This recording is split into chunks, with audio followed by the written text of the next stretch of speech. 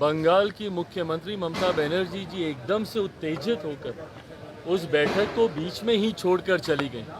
मुझे लगता है ये आचरण गलत है। बैठक में मैं भी मौजूद था और ये सरासर गलत इल्ज़ाम है कि किसी का माइक वहाँ पे बंद कर दिया गया। पहली बात तो जब ये विपक्ष बोलता है कि माइक बंद कर दें, उस माइक का कंट्रोल वहाँ पे बैठे किसी भी व्यक्ति के हाथ में नहीं होता है, उस व्यक्ति के खुद के हाथ में होता है।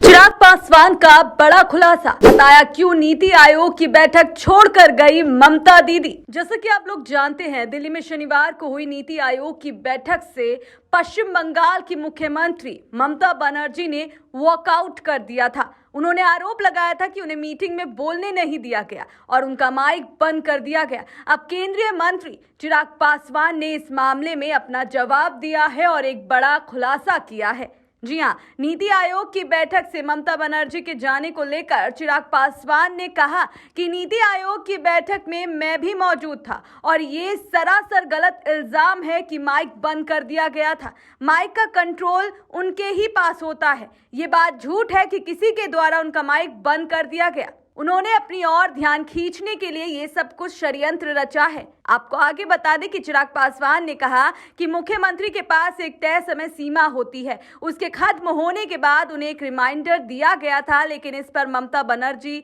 उत्तेजित होकर बैठक छोड़कर चली गई। उन्होंने अपनी तरफ ध्यान खींचने के लिए ये सब कुछ किया। तो सबसे पहले आपको बता देते हैं कि ममता बनर्जी ने क्या झूठ बोलने पर आरोप लगाया था और उन्होंने क्या कुछ बोला। ममता ने कहा कि मैंने उन्हें भारत भूटान नदी के मुद्दों के बारे में बताया। तीस्ता बांग्लादेश मुद्दे पर कई लोग गुमराह कर रहे हैं, इस पर हमने अपनी बात रखी। बंगाल की सीएम ने कहा कि राजनाथ सिंह ने कहा सबके लिए 5 से 7 मिनट निर्धारित है। मैंने कहा कि आप लगातार घंटी बजा रहे हैं। मैंने वरिष्ठ नेता हूं, मुझे बोलते हुए 6 मिनट से अधिक नहीं हुए हैं। मैं एकमात्र विपक्षी नेता हूं जो यहां पर आई हूं। आगे से सोचना होगा कि क्या हम वहां फिर से जा सकते हैं या नहीं। वे अब झूठ बोल रहे हैं। टीएमसी सुप्रीमो ने कहा कि मुझे कुछ राज्यों में विशेष ध्यान देने से कोई समस्या नहीं है। मैंने पूछा कि वे अन्य राज्यों के साथ भेदभाव क्यों कर रहे हैं, इसकी समीक्षा की जानी चाहिए। मैं सभी राज्यों की ओर से बोल रही हूं। मैंने कहा कि हम वे हैं जो काम करते हैं, जबकि वे केवल निर्देश देते हैं। उन्होंने कहा नीति आयोग के पास कोई वित्तीय शक्तियां नहीं है, तो यह कैसे काम करेगा। इसे वित्तीय शक्तियां दे या योजना आयोग को वापस लाएं। वहीं चिराग पासवान की बात करें तो चिराग पासवान बजट को लेकर भी बोले, किसी भी राज्य को ऐसा लगता है कि उनके साथ नाइंसाफी हुई है तो यही वो मंच है जहां आकर आप अपनी आपत्ति दर्ज करा सकते हैं। इस बजट में प्रमुखता से गरीबों, अन्नदाताओं, युवाओं, महिलाओं का जिक्र किया गया है। चिराग पासवान ने आगे कहा कि क्या राजद को खुशी नहीं होनी चाहिए कि बिहार को एक बड़ी राशि आवंटित की गई है। बाढ़ को लेकर 11,000 करोड़ की राशि आवंटित की गई है। लंबे समय से जो बिहार और बिहारियों की मांग को पूरा किया गया है। अगर अभी भी राजद और कांग्रेस सवाल उठाती है तो ये वही लोग हैं जो बिहार का विकास नहीं चाहते हैं।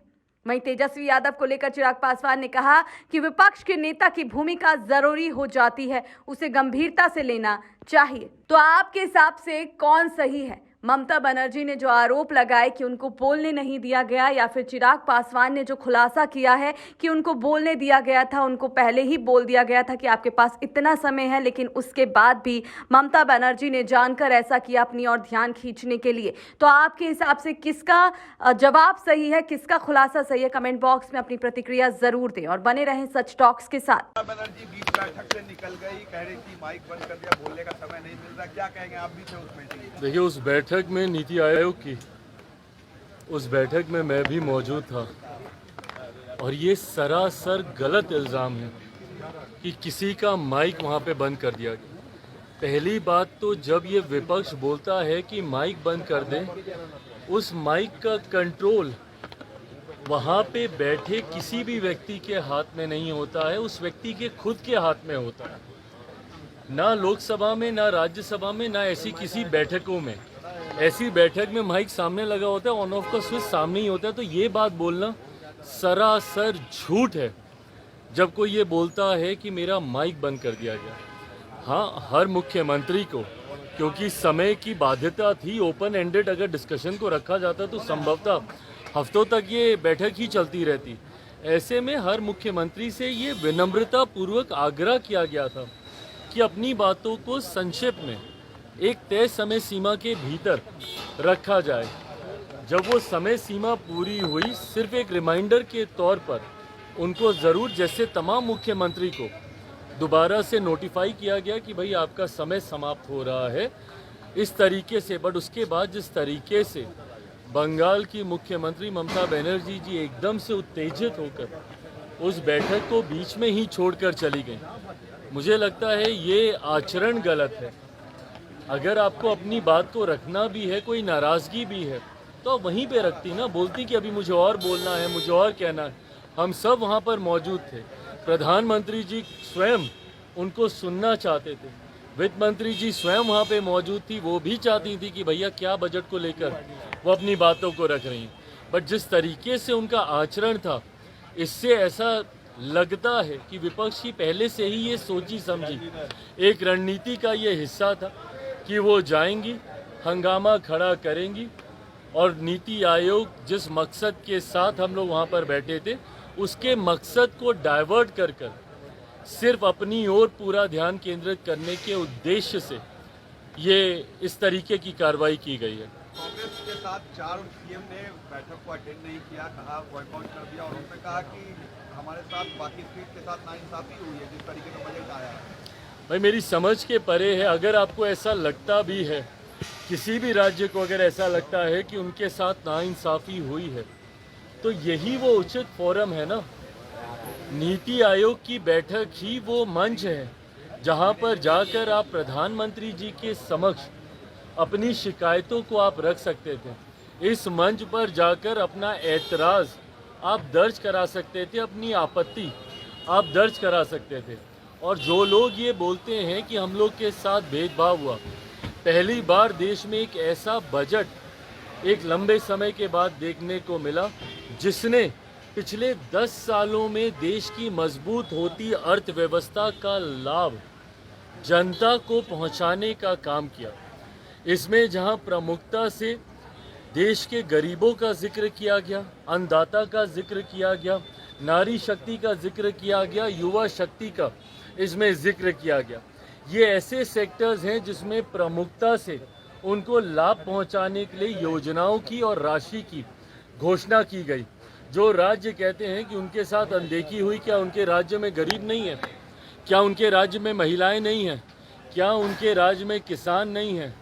क्या उनके राज्य में गरीब वर्ग से आने वाले युवा हो, महिलाएं हो, किसान हो, क्या ये लोग नहीं हैं? तो सिर्फ राजनीतिक हंगामा करने के लिए, और मैं दावे के साथ कहता हूँ कि भाई ये लोग पिछले बजट भी निकाल कर दिखाएं कि किस किस राज्य को कितना कितना आवंटन किया गया है जब सरकार कांग्रेस के नेतृत्व में चल रही थी। यूपीए की सरकार हो या उसके पहले की सरकार हो, कितने राज्यों का जिक्र किया गया। और मुझे ताज्जुब तो सबसे ज़्यादा राजद और कांग्रेस पर होता है। क्या राजद को खुशी नहीं होनी चाहिए कि भैया बिहार को एक बड़ी राशि आवंटित की गई है, इंफ्रास्ट्रक्चर डेवलपमेंट को लेकर हो, यहाँ पर सड़क को लेकर हो, पुल के निर्माण को लेकर हो। बिहार की सबसे बड़ी समस्या बाढ़, जिसका जिक्र हमेशा मैंने बिहार फर्स्ट, बिहारी फर्स्ट के माध्यम से मैंने किया। उस बाढ़ को लेकर लगभग 11,000 करोड़ की राशि अलग से आवंटित की जाती है। ऊर्जा को लेकर अलग से राशि आवंटित की जाती है। इंफ्रास्ट्रक्चर को लेकर राज्य में अलग से राशि आवंटित की जाती है। तो भैया अगर बिहार जैसा राज्य, जिसके लिए लंबे समय से हम लोग भी मांग करते थे भैया कि बिहार को विशेष राज्य का दर्जा मिलना चाहिए, बट स्पेशल कैटेगरी स्टेटस जब तक नहीं मिलता है, ये मांग भी हम लोग की थी कि बिहार को एक स्पेशल पैकेज मिलना चाहिए। आज मैं धन्यवाद करूंगा माननीय वित्त मंत्री जी का, और विशेष तौर पर मैं धन्यवाद करूंगा मेरे प्रधानमंत्री आदरणीय नरेंद्र मोदी जी का। मैं अपनी तरफ से, अपनी पार्टी लोक जनशक्ति पार्टी रामविलास की तरफ से प्रधानमंत्री जी और वित्त मंत्री जी का धन्यवाद करूंगा कि एक लंबे समय से जो बिहार और बिहारियों की मांग थी, उस मांग को सुना गया है, उस मांग को पूरा किया गया है। अगर इस पर भी अगर राजद और कांग्रेस को अगर ऐतराज़ है, तो ये वही लोग हैं जो कतई बिहार का विकास नहीं चाहते हैं।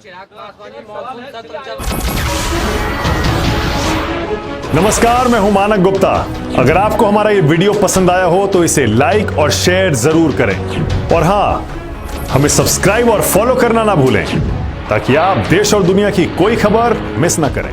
तो जुड़े रहिए हमारे साथ और देखते रहिए